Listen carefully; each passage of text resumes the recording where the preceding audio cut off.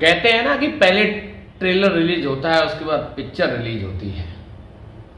आजकल जिस तरीके से सपा मुखिया अखिलेश यादव पत्रकारों के ऊपर, आज के दौर की पत्रकारिता के ऊपर हावी है, वो किसी से भी छुपा नहीं है। चाहे वो अंजना ओम कश्यप हों, अमीश देवगन हों, उनके साथ साथ कई ऐसे पत्रकार, चाहे वो इंडिया न्यूज़ के त्रिवेदी जी हों, बहुत सारे ऐसे पत्रकार हैं जिन पत्रकारों की बखिया अखिलेश यादव ने सरेआम उन्हीं के मंच पे उधेड़ी।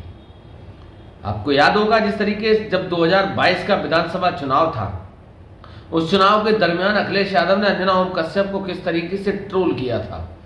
जैसे अखिलेश यादव ईमानदार शब्द का प्रयोग करते थे, अंजना ओम कश्यप की बोलती, चेहरा, बॉडी लैंग्वेज, चेहरे का हाव भाव सब कुछ बदल जाता था।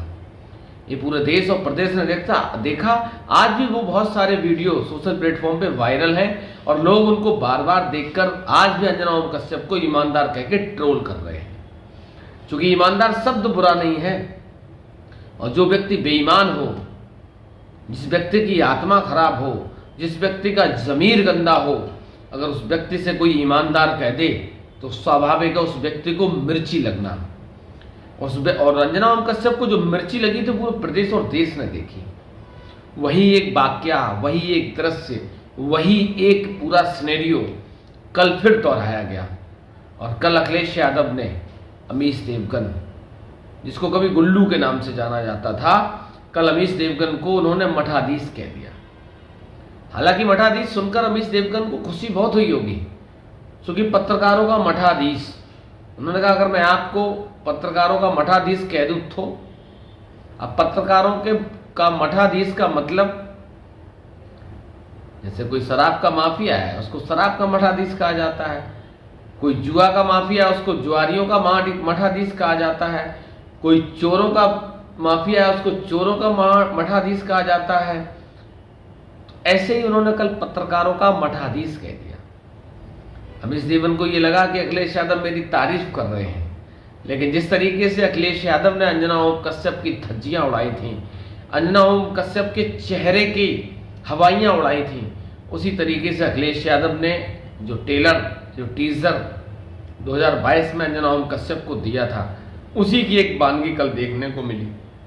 बार बार अखिलेश यादव ने कहा कि अगर मैं आपको पत्रकारों का मठाधीश कह दूं तो, अमीश देवगन चाहते हुए भी कुछ न बोल पाया और चुपचाप सुनता रहा। उसको मालूम था कि अगर मैं थोड़ा सा और बोलूंगा, अगर अखिलेश यादव से बहस करूंगा, तो पता नहीं अखिलेश यादव किस हद तक गुजर जाए। जो व्यक्ति सही होता है, जिस व्यक्ति ने काम किया होता है, तो आजकल चूंकि चौथे स्तंभ की जो हालत है वो किसी से छुपी नहीं है। यही पत्रकार हैं, चाहे अंजना हो, चाहे अमीश देवगन हो, चाहे सुधांशु त्रिवेदी हो, चाहे मानव गुप्ता हो, ये सारे वही पत्रकार हैं जो चुनाव के दरमियान लोगों के बीच जाते हैं और जनता के द्वारा खदेड़े जाते हैं। क्योंकि इनका जनता के मुद्दों से कोई सरोकार नहीं होता, जनता की हकीकत से कोई सरोकार नहीं होता, जनता की ज़रूरतों से कोई सरोकार नहीं होता। चूंकि पत्रकार अगर देखा जाए तो समाज का आईना होते हैं, और ये समाज का आईना नहीं है, समाज के लिए दुष्प्रचार करने वाले लोग हैं, चंद पैसों पे खनकने वाली ये पायलें। अगर देखा जाए तो जहां पैसे होंगे वहीं ये खनकेंगे, वहीं ये नाचेंगे, वहीं ये नृत्य करेंगे, वहां दंडवत प्रणाम भी करेंगे। लेकिन अब दौर बदल चुका है, सोशल मीडिया का दौर है। आपने देखा होगा कि मेन स्ट्रीम मीडिया, इस देश का जो मीडिया है, उस पर लोगों ने भरोसा करना बंद कर दिया, उस पर लोगों ने विश्वास करना बंद कर दिया। आज का जो दौर है वो सोशल मीडिया का है। चाहे फेसबुक की बात करूं, यूट्यूब की बात करूं, इंस्टाग्राम की बात करूं, दौर बदल चुका है, चीजें बदल चुकी हैं, परिवेश बदल चुका है। और शायद अखिलेश यादव से बेहतरीन हाजिर जवाबी के लिए इस समय देश और प्रदेश में कोई नेता हो।